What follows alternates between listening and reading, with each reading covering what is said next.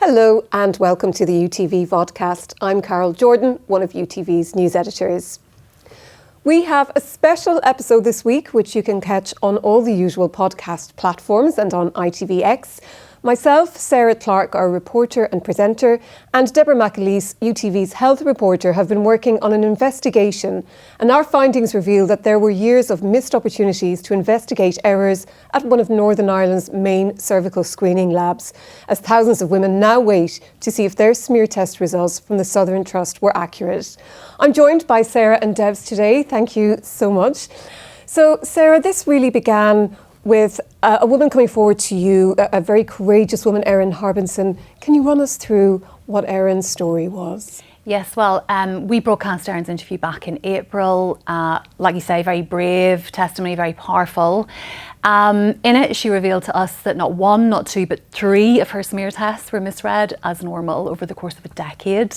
And that had those smear test results been analysed correctly, she wouldn't have been in the position she was in when she spoke to us, which was with advanced, and in fact, as we know now, terminal cervical cancer.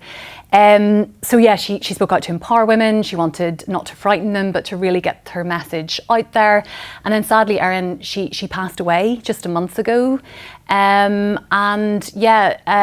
Since Erin's story, we really looked more deeply into what was going on at the Southern Trust in particular. And we've been working on this investigation now for a number of months, and really we've accelerated the broadcast of it. And I suppose after the death of Erin, and as we await the recall of these 17,500 women's smears in the Southern Trust. Now, we've had to do quite a lot of digging, haven't we? Yeah. And it has become apparent that there were quite a pattern, I think it's fair to say, of underperformance within that lab in the Southern Trust. Now, Debs, I know that you've been taking a look at that as well, and we've been digging through some of the findings. What do you think are the main points actually that we've hit upon? Well, I think we became aware that there were definitely issues in the Southern Health Trust. It was back in October 23 whenever the Southern Health Trust announced this review. But through our investigations, we really have realised just how systemic these failings have been, and going back as far as 2007. So there seems to have been an issue with some of the screeners. Looks like very heavy workloads. Some were maybe rushing through some of the screening. So things were being misread. But it's the fact that it seems to have been going on for so long, and that nothing was really being done to support those screeners, to try and change what was happening. And I think from the women that we have been speaking to, they feel that there has been a lack of openness as to what these failings have been in the past and what has been done to rectify them. And they worry that this review that's being carried out by the Southern Health Trust isn't going to be robust enough. It's not going to get to the full scale of these failings within the Trust. Now, the Trust has actually apologised for some of the failings, they say, going back from 2008 up to 2021.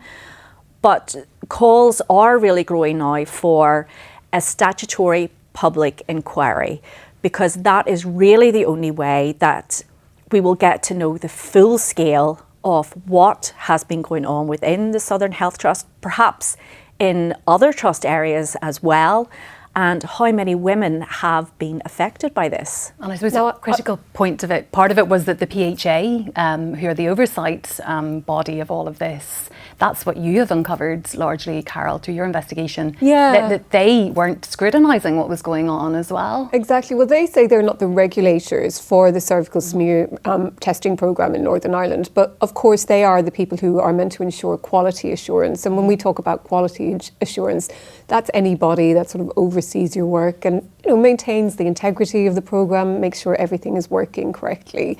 And from what we got in FOI responses to questions that we had submitted to them, was quite an erratic, I suppose, record of their visits. They hadn't visited every year. I did press them on this further, actually, and they said, although, they always did visit, but they didn't necessarily put together reports for every year. But there were many instances of underperformance actually mentioned throughout their reports regarding all of the trusts and dating back again a number of years.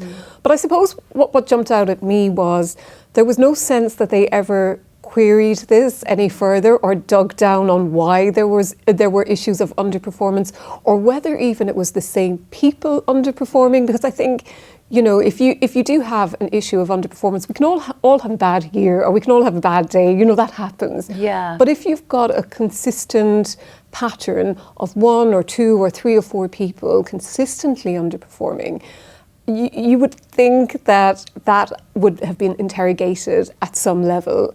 It's that lack of a safety net. It is that it did, really sort of took, it took that safety net away. Now, before we go on to sort of the calls for the public inquiry and the other families that we've been speaking to, I think it's really important as well to kind of explain to people screeners and why their sensitivities rates actually matter so much. I mean, Debs, can you tell us what the screeners do and what sort of targets they're expected to hit and what all that means? Well, the screeners, they are expected to reach 90% or more detection rate.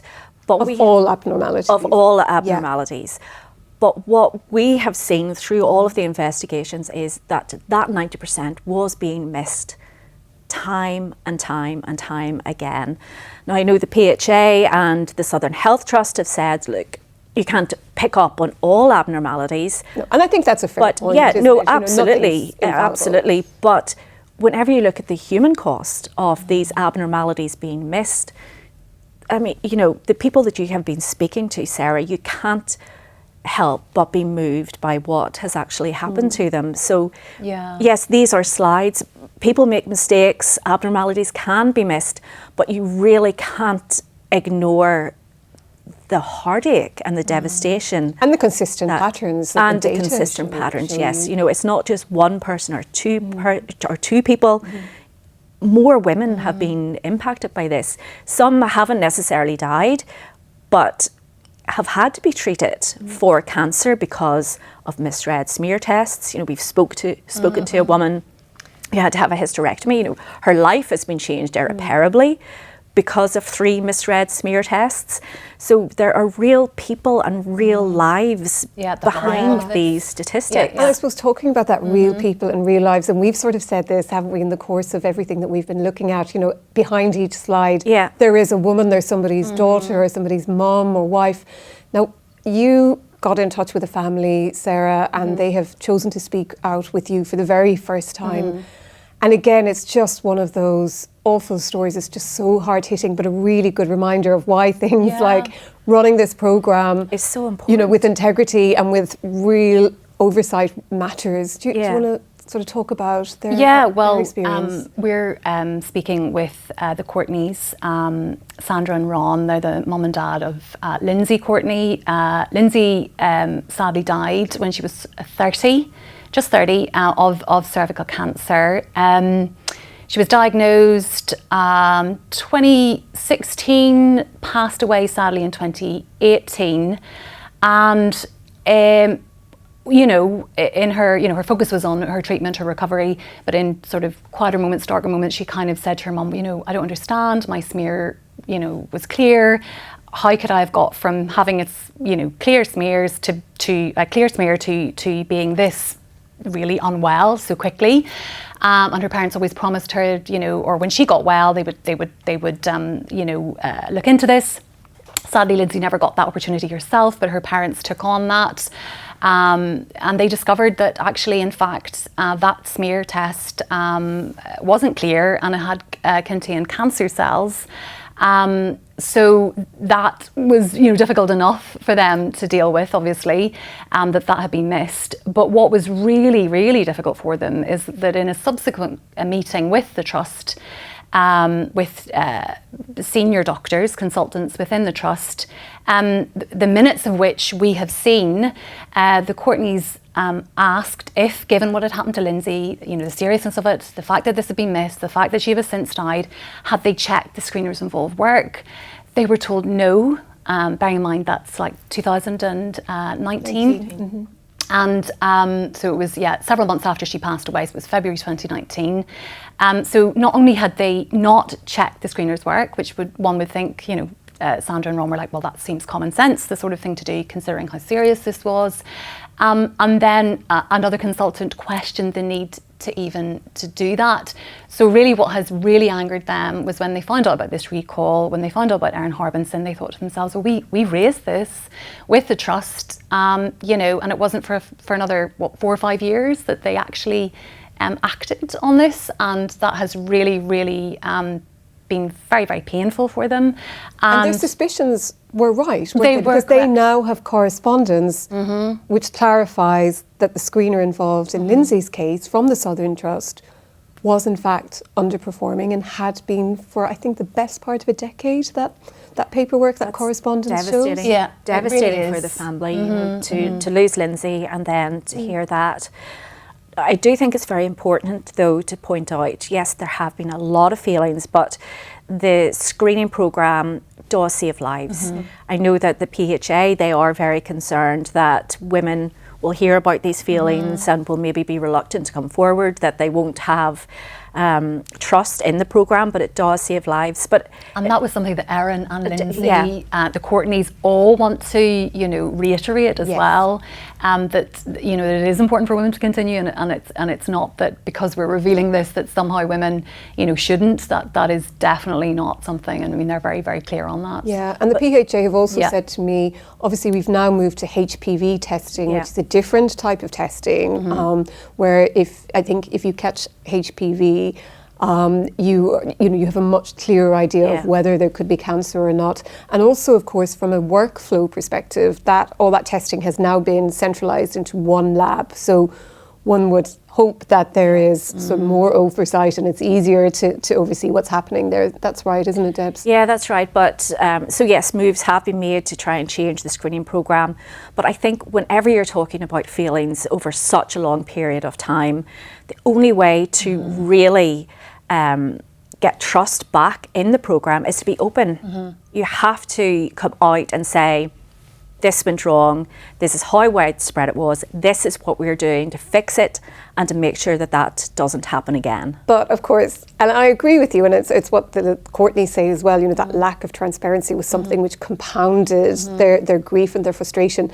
But of course, we have a leaked document, don't we, that was sent from the PHA to the Department of Health in as late as May this year, where it says for those women, so since 2019, women have been offered the chance to see the audit if they develop cervical cancer. Their previous tests are audited and they're entitled to see that. But that wasn't the case pre-2019.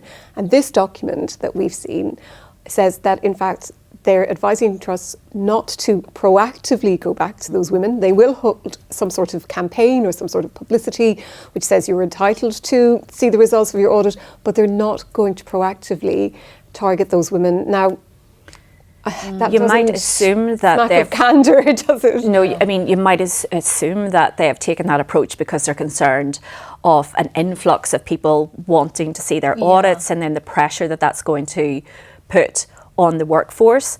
But at the same time, as you say, it goes against the very cornerstone of the medical profession, which is the duty of candor. So it is very difficult to kind of,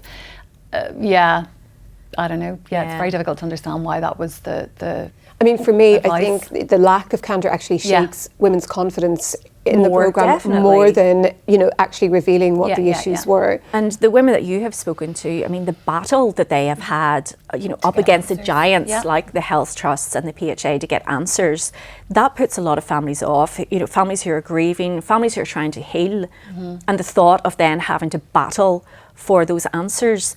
And we know that some families are considering medical negligence cases. That is a way forward for them.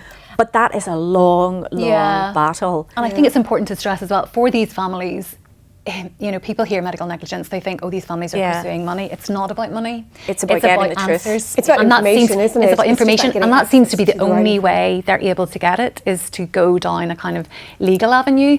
And that is, I think that's also important to stress, that for them it's not about money, but it's about the truth, really. And when we talk about the truth, I think one of the common themes that we're seeing is that everybody we've spoken to, bar obviously, the authorities, but the families that we've been speaking to and the campaign groups that we've been speaking to are all calling for that statutory public inquiry.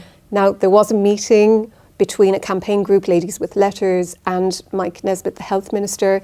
Debs, do you think he's inclined to call that inquiry? Well, he's not committing himself to anything like that at the minute.